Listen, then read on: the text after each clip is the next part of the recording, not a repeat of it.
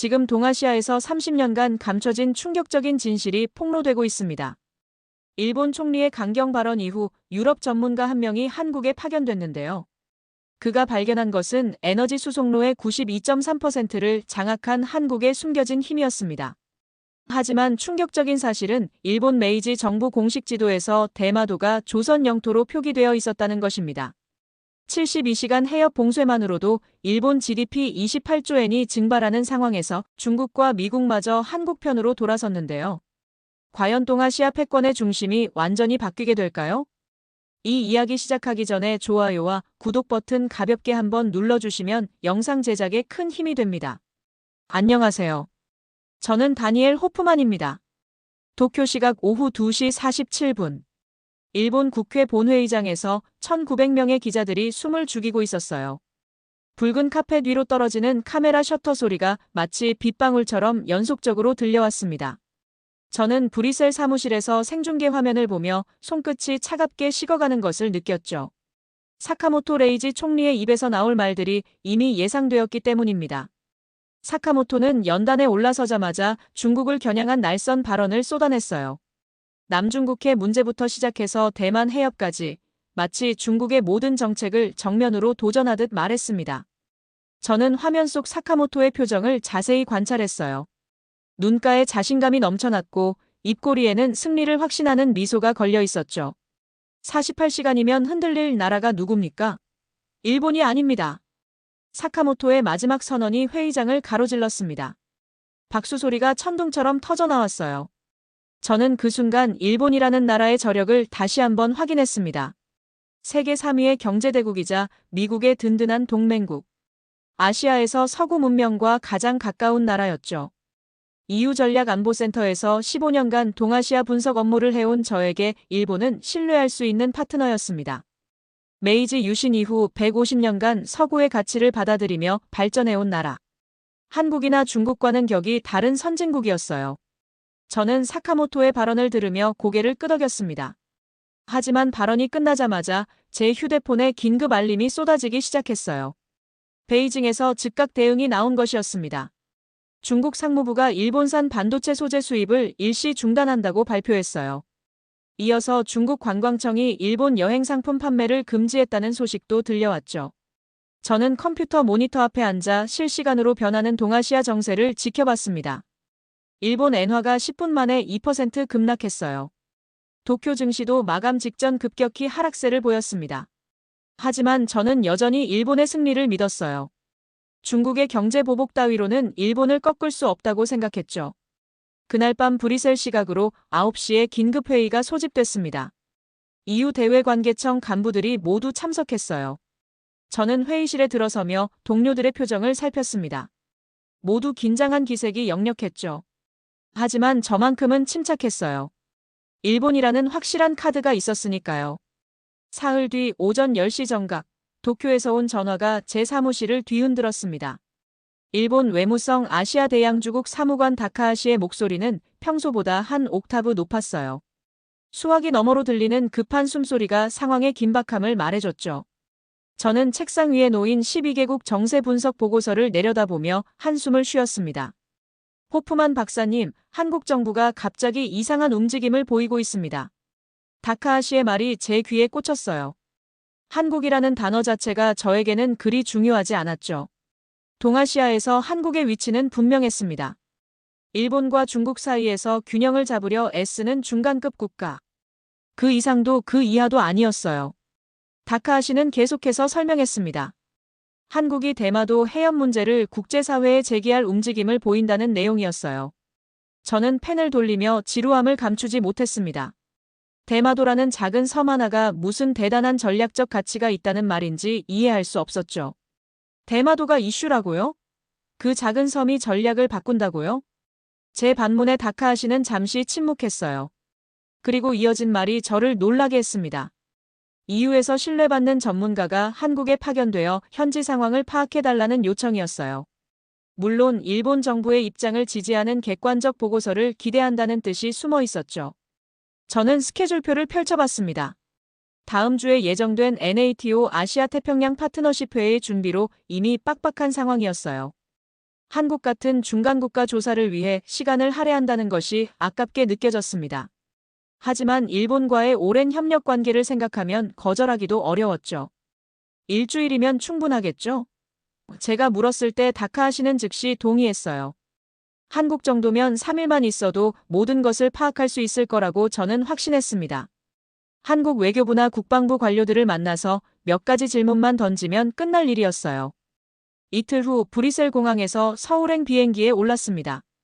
이코노미 클래스 좌석에 앉아 기내 잡지를 넘기며 저는 한국에 대한 기존 지식들을 정리했어요.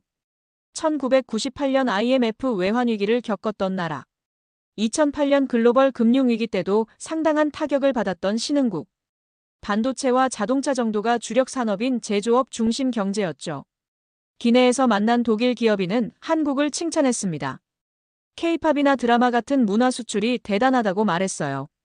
하지만 저는 그런 소프트 파워가 실제 국제 정치에서 얼마나 영향력을 가질지 의문스러웠습니다. 문화와 외교는 다른 영역이었으니까요. 11시간 비행 끝에 인천공항에 도착했을 때 제 마음은 이미 결론을 내린 상태였어요. 한국의 대마도 주장이 설득력을 가질 가능성은 희박했습니다. 일본이라는 강력한 동맹국을 상대로 작은 나라가 무엇을 할 수 있겠어요? 저는 캐리어를 끌며 입국장을 나서면서 빠른 업무 처리를 계획했습니다. 서울 도착 다음 날 오전 9시 30분, 한국 외교부 본관 17층에 도착했습니다. 복도를 걸으며 들리는 발걸음 소리가 마치 메트로놈처럼 일정한 박자를 만들어냈어요. 18도의 냉방이 제 정장 재킷 안쪽까지 시원하게 스며들었습니다. 저는 회의실 문 앞에서 잠시 숨을 고르며 마음을 다잡았죠. 이번 만남도 예상 가능한 수준에서 끝날 거라고 확신했어요. 이은서 국장이 문을 열고 나타났을 때 제 첫인상은 의외였습니다. 40대 초반으로 보이는 그녀의 눈빛에는 감정이 전혀 드러나지 않았어요. 악수를 나누는 순간 그녀의 손이 차갑고 단단하다는 것을 느꼈습니다. 마치 데이터만 다루는 컴퓨터 같은 인상이었죠. 호프만 박사님, 멀리서 오셨군요. 이은서 국장의 목소리는 낮고 침착했어요. 저는 의자에 앉으며 가방에서 노트를 꺼냈어요. 예상했던 대로 형식적인 브리핑이나 한국 측 입장 설명이 이어질 거라고 생각했죠. 하지만 이은서는 곧바로 프로젝터를 켰습니다. 화면에 나타난 첫 번째 슬라이드가 제 예상을 벗어났어요. 대마도 해협의 위성사진이었는데 빨간 점들로 표시된 선박들이 마치 혈관처럼 조밀하게 배치되어 있었습니다. 이은서 국장은 레이저 포인터로 화면을 가리키며 설명을 시작했어요. 일본으로 들어가는 에너지 수송로의 92.3%가 이 해협을 통과합니다. 그 순간 제 펜이 종이 위에서 멈췄어요. 92.3%라는 숫자가 제 머릿속을 맴돌았습니다. 저는 그동안 대마도 해협을 단순한 지역 항로 정도로 여겼던 제 판단을 되돌아봤죠. 하지만 여전히 회의적이었어요. 한국 측 자료일 뿐이라고 생각했습니다. 이은서 국장은 두 번째 슬라이드를 띄웠습니다. 일본 에너지청과 경제산업성의 공식 통계였어요. 출처가 명확히 표기되어 있었습니다. 천연가스 수입량의 94%, 원유 수입량의 91%가 모두 대마도 해협을 거쳐간다는 내용이었죠. 저는 무의식적으로 안경을 벗고 다시 썼습니다. 이것은 일본 정부 자료입니다. 우리가 만든 게 아니에요. 이은서 국장의 말에 차가운 사실감이 담겨 있었어요. 저는 화면 속 도표를 자세히 들여다봤습니다. 각 수치마다 출처가 정확히 기재되어 있었죠. 일본 자원에너지청, 해상보안청, 국토교통성의 공식 발표 자료들이었어요. 세 번째 슬라이드가 나타났을 때 제 등에 식은땀이 흘렀습니다. 48시간 대마도 해협 봉쇄 시 일본 전력 공급 시나리오라는 제목이었어요. 그래프는 시간대별로 일본 전력 생산량이 급격히 떨어지는 모습을 보여줬습니다. 24시간 후 30% 감소, 48시간 후에는 70%까지 떨어졌죠. 숫자는 거짓말을 못합니다. 당신의 가설만 거짓말할 뿐이죠. 이은서 국장의 마지막 말이 회의실을 가득 채웠습니다. 저는 펜을 놓고 깊은 숨을 들이쉬었어요. 지난 15년간 쌓아온 일본에 대한 확신이 처음으로 흔들리기 시작했습니다. 다음 날 오전 10시 정각, 한국 해군작전사령부 브리핑룸에 도착했을 때 제 심장박동이 평상시보다 10% 빨라졌어요. 25명의 각국 무관들이 이미 자리를 잡고 있었습니다. 형광등 불빛 아래서 반짝이는 모니터 12대가 벽면을 가득 채우고 있었어요. 저는 뒷자리에 앉으며 어제 이은서 국장과의 만남에서 받은 충격을 떨쳐내려 애썼죠. 하지만 가슴 한구석에서 불안감이 계속 맴돌았습니다. 해군 작전참모 김대령이 단상에 올라섰어요. 그의 첫 마디가 브리핑룸 공기를 얼어붙게 만들었습니다. 대마도 해협을 통과하는 모든 선박을 우리는 실시간으로 감시하고 있습니다. 저는 펜을 쥔 손에 힘이 들어가는 것을 느꼈어요. 모든 선박이라는 표현이 과장처럼 들렸죠. 김대령이 리모컨을 누르자 정면 스크린에 놀라운 화면이 나타났어요. 대마도 해협 전체를 내려다본 위성 화면이었는데 마치 크리스마스 트리처럼 수백 개의 점들이 반짝이고 있었습니다. 각각의 점에는 선박 이름과 톤수, 출발지와 목적지가 실시간으로 표시되고 있었어요. 저는 무의식적으로 몸을 앞으로 기울였습니다. 현재 해협을 통과 중인 선박은 317척입니다. 김대령의 설명과 함께 화면 우측 상단의 숫자가 깜빡였어요. 그 순간 저는 이것이 단순한 레이더 감시가 아니라는 것을 깨달았습니다. 각 선박의 세부 정보까지 정확히 파악하고 있다는 뜻이었죠. 일본행 유조선 한 척을 클릭하자 적재량, 선원수, 심지어 선장 이름까지 팝업창에 나타났어요. 이은서 국장이 제 옆자리에 조용히 앉았습니다. 그녀는 아무 말 없이 태블릿을 제게 건넸어요. 화면에는 한국이 독자 개발한 해상 감시 시스템 바다눈의 성능 비교표가 떠 있었습니다. 미국 위성의 오차 범위가 15m인데 비해 바다눈은 3m였어요. 중국 시스템보다도 2배 정확했죠. 저 점 하나가 일본 전체 경제입니다. 그리고 우리는 전부 보고 있죠. 이은서 국장의 말이 제 귀에 꽂혔어요. 저는 화면을 응시하며 입술을 깨물었습니다. 지난 15년간 제가 알고 있던 동아시아 군사력 균형이 완전히 틀렸다는 사실을 받아들이기 어려웠어요. 한국이 이런 수준의 감시 능력을 보유하고 있다는 것은 서구 정보기관들도 모르고 있었던 일이었죠.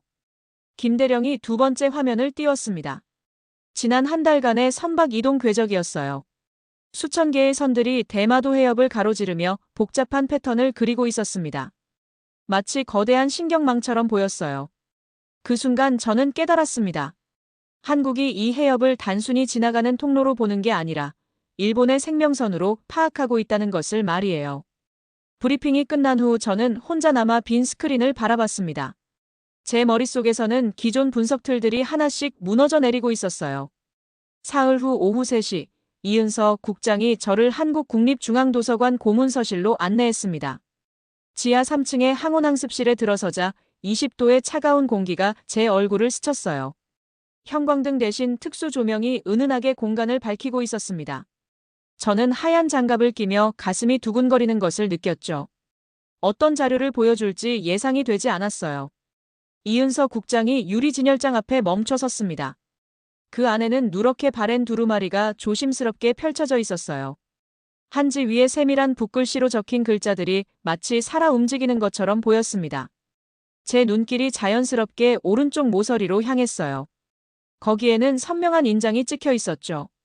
조선왕조실록 세종실기 권 13입니다.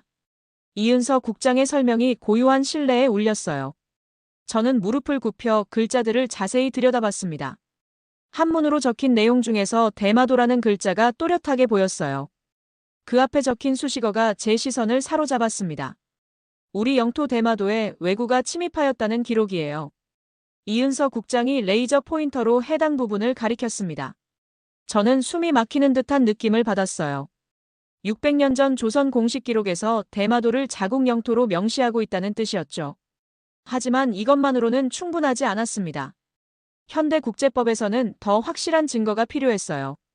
이은서 국장이 두 번째 진열장으로 이동했습니다. 그곳에는 서양식 지도가 펼쳐져 있었어요. 종이의 질감과 색깔로 보아 19세기 중반 제작품임을 알 수 있었습니다. 지도 하단에는 일본 정부 공식 인장과 함께 메이지 8년이라는 연도가 선명하게 적혀 있었죠. 저는 지도를 천천히 훑어봤습니다. 한반도 남쪽 해상에 그려진 대마도 부분에서 제 시선이 멈췄어요. 섬 위에 적힌 글자가 제 예상을 완전히 뒤엎었습니다. 조선이라고 명확히 표기되어 있었어요. 일본 메이지 정부가 공식 제작한 지도에서 대마도를 조선 영토로 인정하고 있었던 것이죠. 제 손이 무의식적으로 떨렸습니다.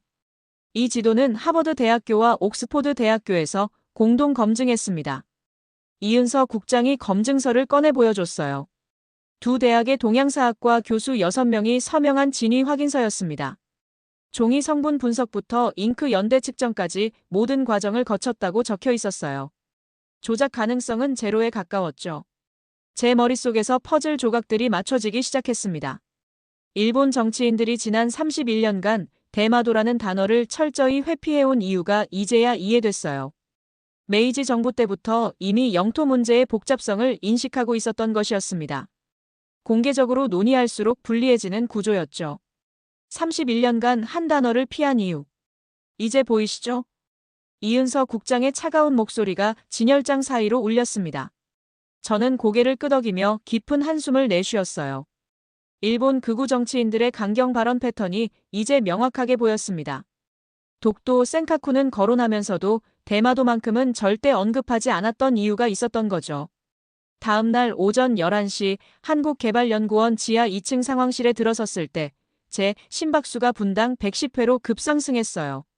30명의 경제 전문가들이 원형 테이블에 둘러앉아 노트북 키보드를 두들기는 소리가 마치 빗소리처럼 들려왔습니다. 중앙 벽면의 6개 모니터에서는 실시간 경제 데이터들이 폭포수처럼 흘러내리고 있었어요. 저는 의자에 앉으며 차가운 에어컨 바람이 등줄기를 타고 내려오는 것을 느꼈죠. 어떤 시뮬레이션을 보게 될지 짐작조차 되지 않았습니다. 이은서 국장이 제 옆에 앉으며 태블릿을 건넸어요. 화면에는 대마도 해협 봉쇄 시나리오 경제 파급 효과 분석이라는 제목이 떠 있었습니다. 저는 스크롤을 내리며 목차를 훑어봤어요. 72시간 완전 봉쇄, 부분 봉쇄, 단계적 봉쇄로 나뉘어진 3가지 시나리오가 정리되어 있었죠. 각각의 시나리오마다 일본 경제에 미치는 충격을 시간대별로 분석해놨어요. 한국개발연구원 거시경제실장 박 박사가 프레젠테이션을 시작했습니다. 첫 번째 그래프가 스크린에 나타났을 때 제 호흡이 잠시 멈췄어요.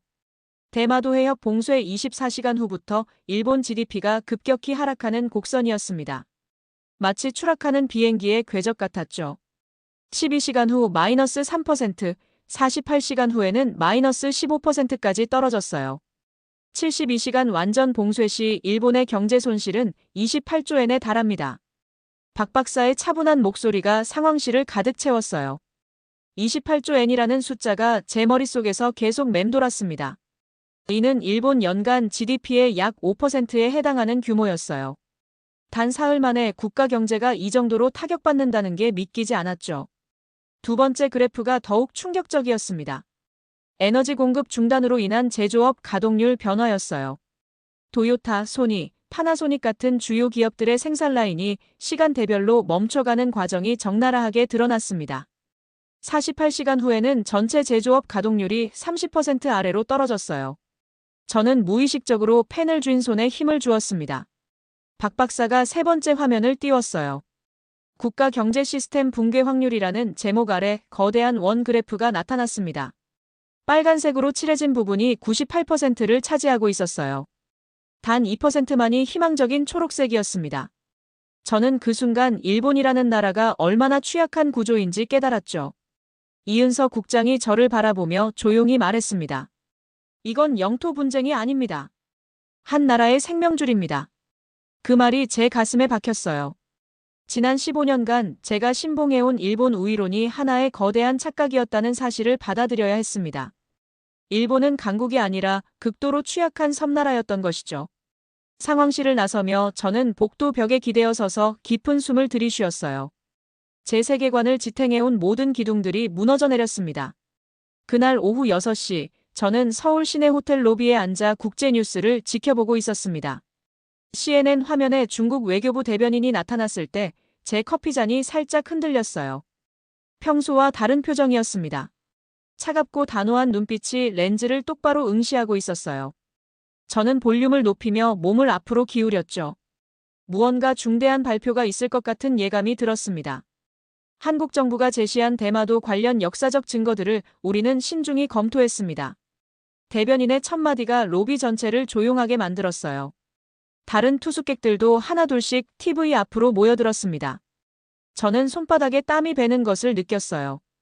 중국이 한국 편을 들 가능성은 전혀 예상하지 못했던 상황이었죠.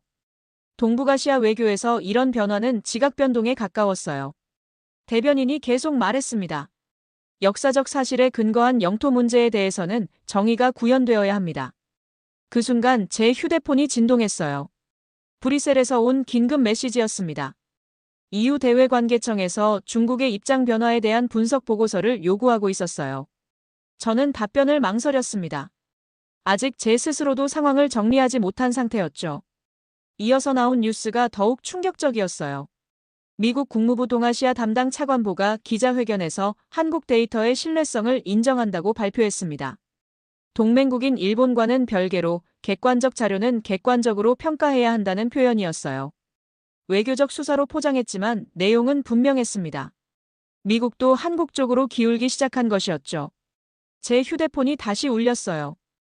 이번에는 도쿄에서 온 전화였습니다. 다카하시 사무관의 목소리는 평상시의 침착함을 잃고 있었어요. 호프만 박사님, 상황이 예상과 다르게 돌아가고 있습니다. 수화기 너머로 들리는 배경소음이 일본 외무성 내부의 혼란을 짐작케 했어요. 긴급회의가 연달아 소집되고 있다는 얘기였죠. 저는 로비 한 구석 소파로 자리를 옮겨 앉았습니다. 유럽 각국 외무부에서도 연락이 쏟아지기 시작했어요. 독일, 프랑스, 영국 모두 한국이 제시한 자료들에 대한 분석을 요구했습니다. 특히 하버드와 옥스포드 대학교의 검증서가 결정적 역할을 했어요. 서구학계가 인정한 자료를 무시하기는 어려운 상황이었죠. 밤 9시 뉴스에서 결정타가 나왔습니다. 중국 외교부가 독도 문제에서 한국의 입장을 지지한다고 공식 발표한 것이었어요. 역사는 사실 위에 서고 우리는 그 사실을 보았습니다. 대변인의 마지막 멘트가 제 귀에 생생히 들렸습니다. 이는 사실상 일본을 동아시아에서 고립시키는 선언이나 다름없었어요. 저는 호텔방으로 돌아와 창밖 서울 야경을 바라봤습니다. 한강을 따라 반짝이는 불빛들이 마치 새로운 시대의 시작을 알리는 것처럼 보였어요. 30년간 지속된 동아시아 권력 균형이 하루 만에 뒤바뀐 것이었습니다. 일주일 후 오전 10시 한국 외교부 대브리핑룸에 세계 각국 기자 200여 명이 몰려들었습니다. 플래시가 터지는 소리가 마치 천둥처럼 연속적으로 울려 퍼졌어요. 저는 맨 앞줄에 앉아 단상을 바라보며 가슴이 두근거리는 것을 느꼈습니다. 오늘 발표될 내용이 동아시아 역사를 다시 쓸 것이라는 확신이 들었어요. 지난 일주일간 목격한 모든 증거들이 하나로 집약될 순간이었죠. 외교부 장관이 단상에 올라서며 두꺼운 백서를 들어 보였습니다. 600페이지에 달하는 대마도 역사적 진실 백서였어요. 장관의 첫마디가 브리핑룸 전체를 조용하게 만들었습니다. 오늘 우리는 30년간 은폐된 진실을 세상에 공개합니다. 저는 펜을 쥔 손이 떨리는 것을 느꼈어요. 한국이 얼마나 치밀하게 준비해왔는지 이제야 깨달았죠. 장관이 첫 번째 자료를 공개했어요. 메이지 정부 극비 문서였습니다. 일본 정부가 120년간 숨겨온 내각회의록이었어요. 거기에는 대마도 영유권 문제에 대한 일본 고위층의 내부 토론이 적나라하게 드러나 있었습니다. 조선과의 분쟁을 피하기 위해 이 문제는 공론화하지 않는다는 결정이 명시되어 있었어요. 저는 숨이 막히는 듯한 느낌을 받았습니다. 이어서 공개된 자료는 더욱 충격적이었어요. 일제강점기부터 현재까지 일본 정치인들의 대마도 관련 발언 기록이었습니다. 놀랍게도 지난 31년간 일본 극우 정치인 중 단 한 명도 대마도를 일본 영토라고 공개적으로 주장한 사람이 없었어요. 독도와 센카쿠는 수없이 거론하면서도 대마도만은 철저히 회피했던 것이죠. 한국 정부는 여기서 멈추지 않았습니다. 국제해양법 전문가 12명의 공동 의견서도 공개했어요. 하버드, 옥스포드, 소르본, 도쿄대학교 교수들이 참여한 학술적 검증이었습니다. 모든 증거를 종합할 때 대마도의 역사적 귀속에 대해서는 의문의 여지가 없다는 결론이었어요. 저는 그 순간 서구학계마저 한국 편으로 기운 것을 확인했습니다. 장관의 마지막 발언이 백서 공개를 마무리했어요. 우리는 무력이나 압력으로 이 문제를 해결하려 하지 않습니다. 오직 역사적 진실과 국제법에 따라 평화롭게 접근할 것입니다. 그 말에서 한국의 자신감과 품격을 동시에 느꼈어요. 강압이 아닌 설득으로 국제사회를 움직이고 있었던 것이죠. 브리핑이 끝난 후 저는 이은서 국장과 마지막 면담을 가졌습니다. 그녀가 제게 건넨 한 장의 종이에는 간단한 문구가 적혀 있었어요. 한국은 기다리지 않았습니다. 준비하고 있었죠, 30년 동안. 저는 그 순간 한국이라는 나라의 진짜 모습을 이해했습니다. 조용히, 그러나 확실하게 미래를 준비해온 나라였어요. 인천공항으로 향하는 차 안에서 저는 브뤼셀로 보낼 보고서의 결론을 마음속으로 정리했습니다. 한국은 이미 동아시아의 실질적 리더다. 이 한 문장이 제 일주일간의 경험을 가장 정확하게 요약하는 표현이었어요. 더 이상 일본의 그림자에 가려진 중간 국가가 아니었습니다. 새로운 시대의 중심에 서 있는 나라였죠. 여러분의 가슴을 뜨겁게 만들 이야기로 다음에도 꼭 찾아뵙겠습니다. 감동 추파였습니다.